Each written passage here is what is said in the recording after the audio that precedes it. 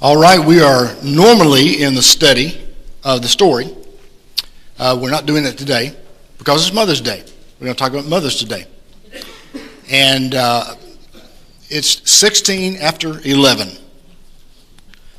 And so a 45-minute sermon takes us to 12:01, and then we have announcements. It's about 10 minutes. So you'll be out in time for your brunch this afternoon.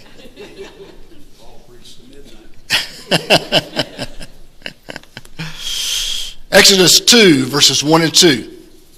Exodus 2. Now man of the house of Levi married a Levite woman, and she became pregnant and gave birth to a son. When she saw that he was a fine child, she hid him for 3 months.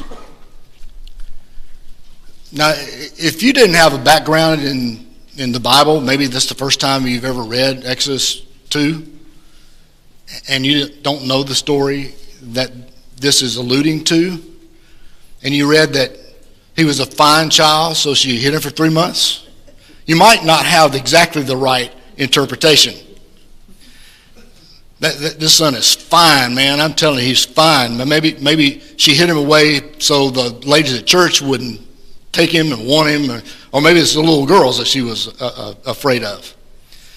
No, when you read the story, you find out that Joseph, if you back up a little bit, Joseph was sold by his brothers to a band of gypsies. They didn't like Joseph because he was obnoxious as a child.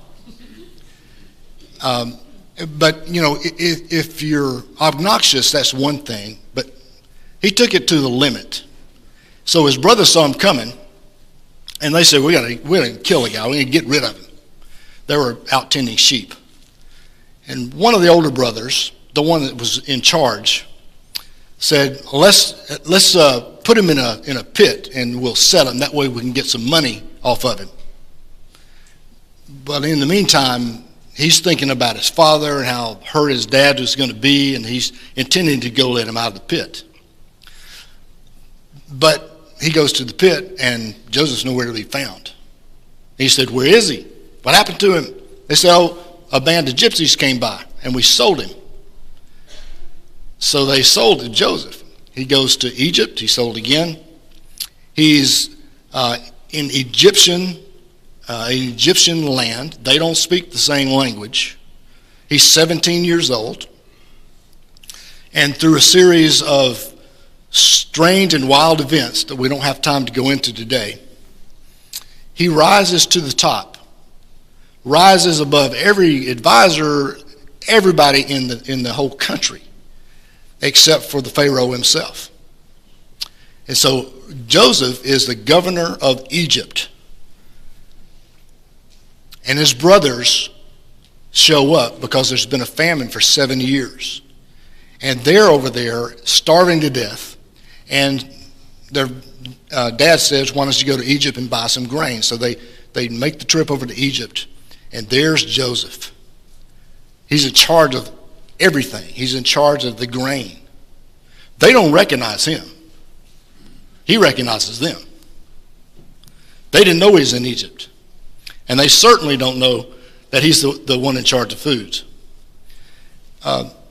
Through another long set of circumstances, which we won't go into this morning, Joseph presents himself to his brothers. He forgives them. He said, what you meant for evil, God meant for good. And Joseph says, as a matter of fact, why don't you bring the whole family? There's about 70 of them. His dad's name is Jacob, and his name was changed to Israel. And so the children of Israel trek over to Egypt, and they're given the land of Goshen, and they start living and flourishing. And they flourish and flourished. Well, time goes by. Joseph gets old and dies. The Pharaoh gets old and dies. You know, all the people that were of his generation die. And another Pharaoh comes into power at the time. And he says, my gracious, who are all these people? They're not Egyptians. And if our enemies, attack us, they may join up with them and we'll lose. So he said, we got to do something about all these Israelites. And he starts to enslave them. And you know the story about his enslaving the Israelites and increasing their workload. It was punishable workload. It was terrible. Well, along about this time, Moses is born. And he was born to die because, see, the Pharaoh had issued a death decree. He said, all these people are growing so much, and they're growing even in slavery so much. I got to do something else. And so he issues a decree, first of all, to the midwives. And the midwives are Egyptian ladies, and they didn't want to kill the firstborn boys or all the male children. And the Egyptian midwives, they wouldn't kill him. They kind of made an excuse, and they said, man, the Hebrew women are so vigorous that they give birth before we can get there. See, they've been told, you handle this. And whenever there's a boy born, you snuff his life out. But they wouldn't do it. As a matter of fact, God blessed them a lot because they wouldn't do it. And they had families of their own. And then Pharaoh says, well, all the boys have got to go. And so he issued a second decree, that said that the mothers themselves would have to throw them in the Nile River. Can you imagine how horrible that would be for everybody that's an Israelite? Moses' mother, what's her name? Moses' mother. What is her name?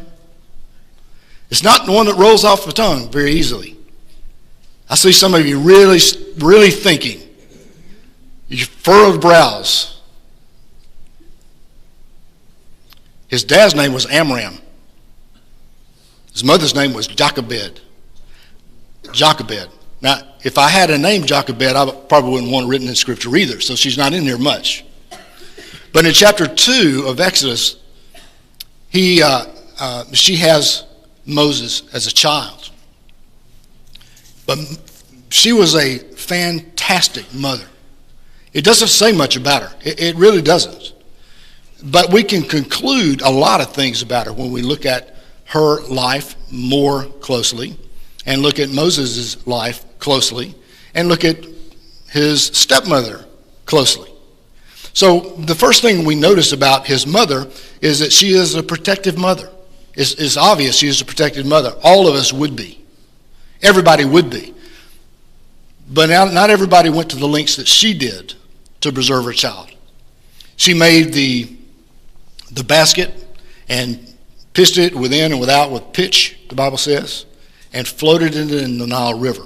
Well, the Nile River was supposed to be death for all the boy babies.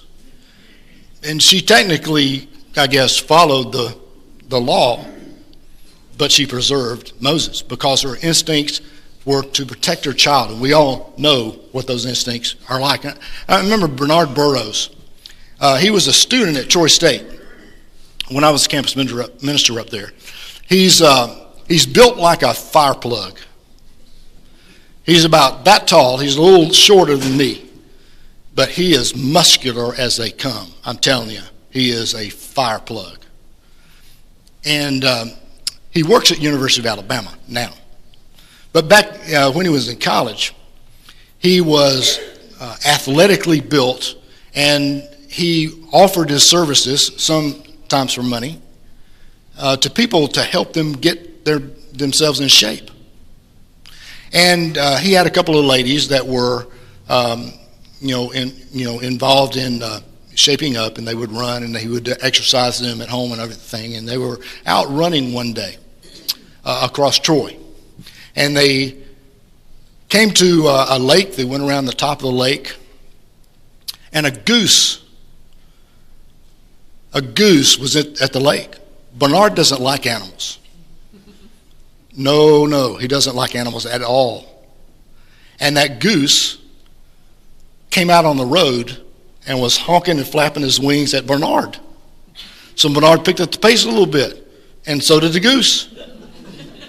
And before you knew it, Bernard's off in a dead run, off the other way, and left the two ladies there with the goose.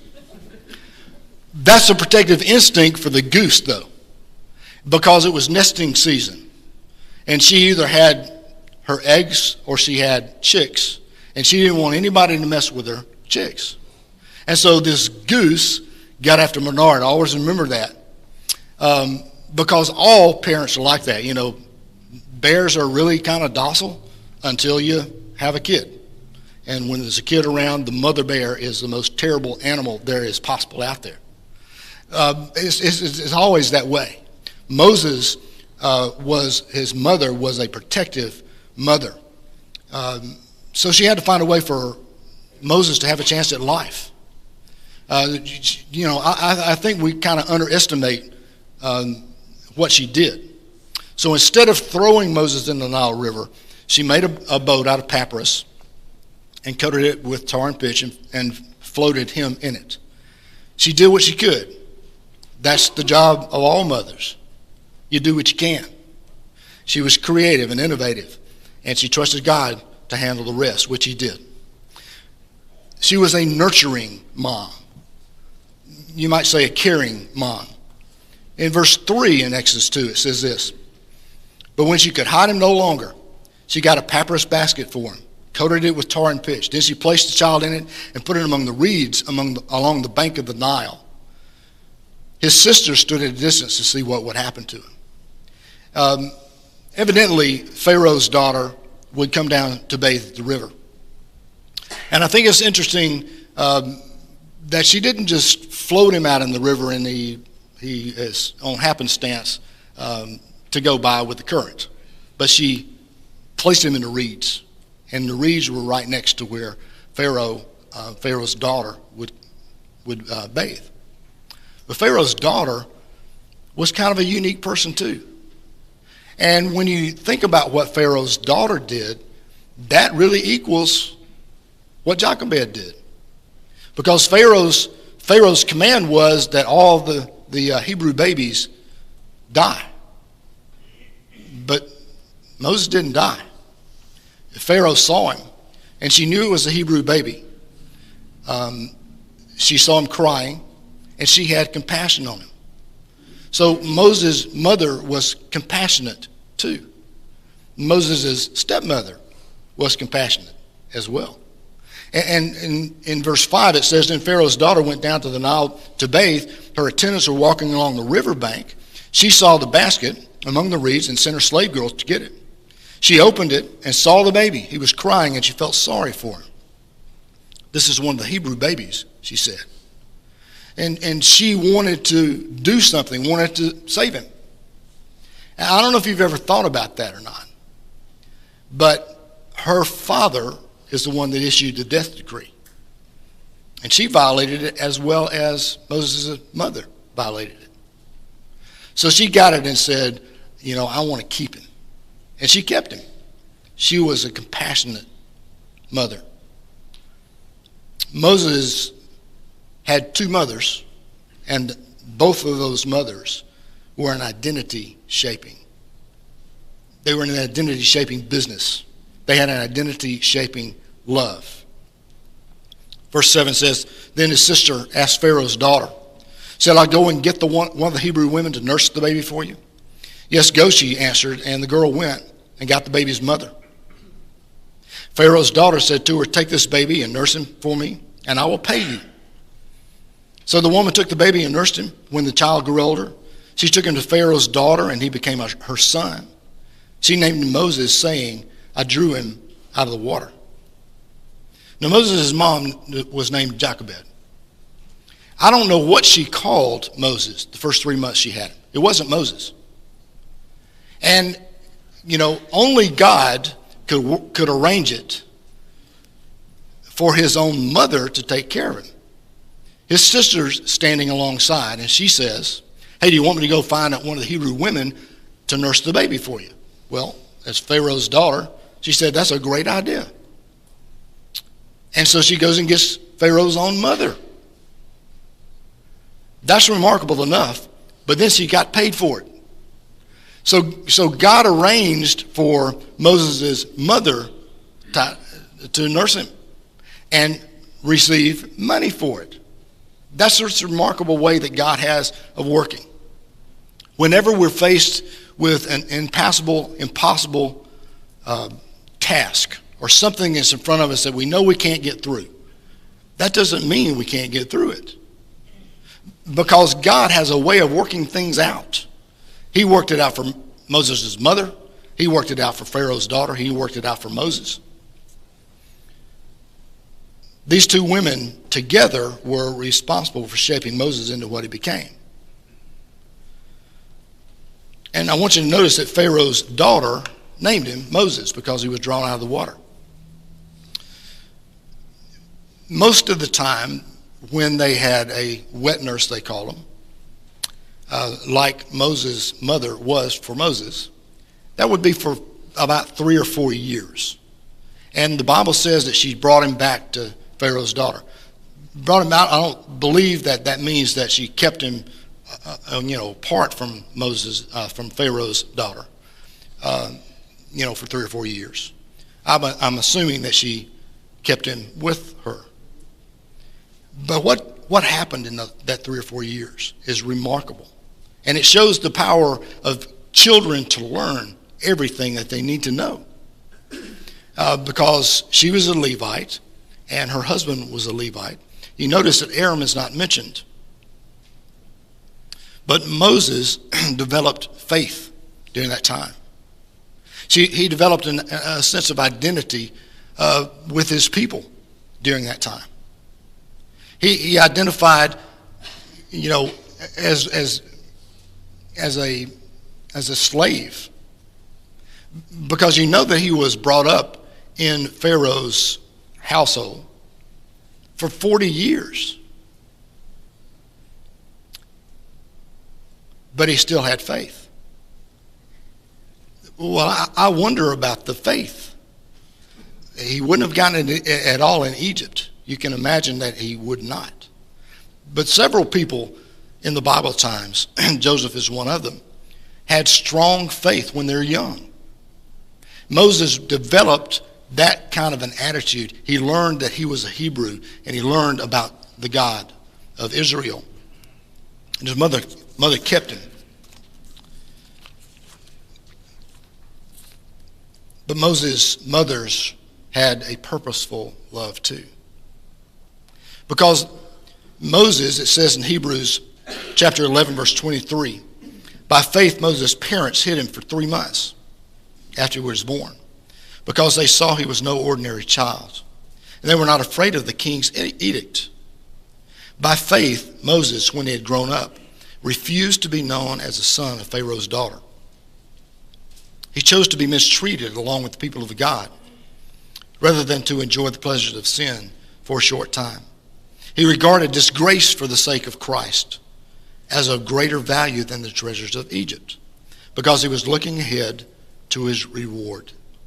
By faith he left Egypt, not fearing the king's anger. He persevered because he saw him who is invisible. By faith he kept the Passover and the sprinkling of the blood, so that the destroyer of the firstborn would not touch the firstborn of Israel. By faith the people passed through the Red Sea as on dry land. But when the Egyptians tried to do so, they were drowned. Hebrews 11, is the hall of faith. Moses is mentioned from the time of his birth on until he led the Israelites out of Egyptian captivity. But I want you to notice that his mother and Pharaoh's daughter, I assume, had a purposeful love. They were intent on Moses being a faithful person, and Moses was faithful. He provided leadership. I can imagine Moses. He's 40 years. he decides that he doesn't want to continue in Egypt. He doesn't want to enjoy the sin that he would have been called on to enjoy. You know that he defended his Hebrew brother and killed an Egyptian. And by his doing that, his life was in danger. He couldn't go home. Well, he couldn't stay with Israel either because they were angry at him as well. So Moses runs away, and he gets a long way away. He's in Midian. And he marries a wife, and he's got, I'm sure, kids, although the Bible doesn't say. But he's tending sheep and for his father-in-law, who is a priest in Midian. He's 80 years old now. He's been tending sheep for 40 years. Life is pretty good. He's content with that. And then he sees the burning bush. And he goes over to check it out like we all would. And when he gets there, God speaks to him. And he says, I want you to go back to Egypt and get my children, the Israelites, out of Egyptian captivity. What did Moses say? What would you say? I've been here for 40 years. I'm 80 years old. Life is good. I think I'm just going to be content and die right here. That's not what God had in mind. And he changed Moses' mind. Moses has to go back to Egypt. And the first thing he has to do is convince the children of Israel that he is actually from God and he's on their side. And then he has to confront Pharaoh and tell them that he wants them to leave. His leaving was the last 40 years of his life. That's a remarkable story, but when you think about his mother having started all that, his mother instilled in him the faith. And really, I think his mother deserves as much credit as Moses does for saving the Israelites. She's responsible for saving the Israelites.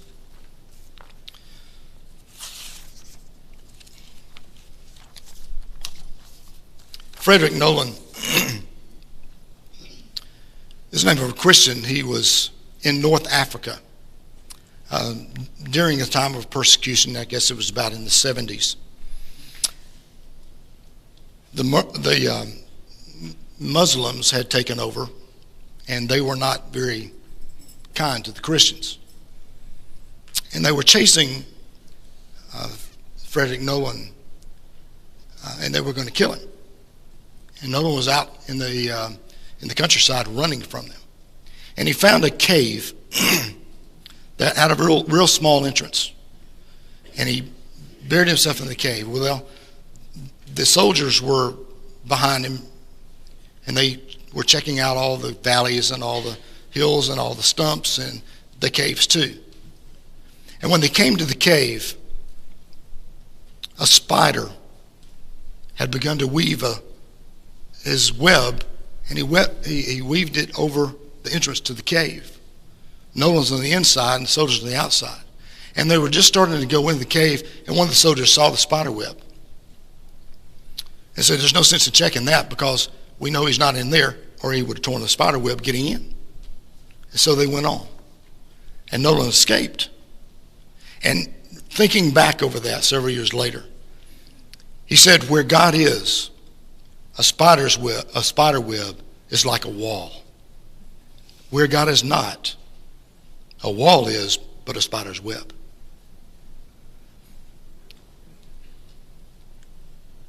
What did he mean by that? He meant that the impossible, impassable obstacles in our way are nothing to God. They're nothing. They're like a spider's web. He can take it down in a heartbeat. But we have to trust him. We have to allow God to do his work. That's what faith is. That's what faith does.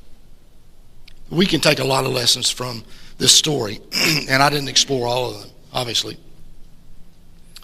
But I think Jochebed is one of the greatest women in the Bible. Although she's not mentioned but 2 times or 3 times.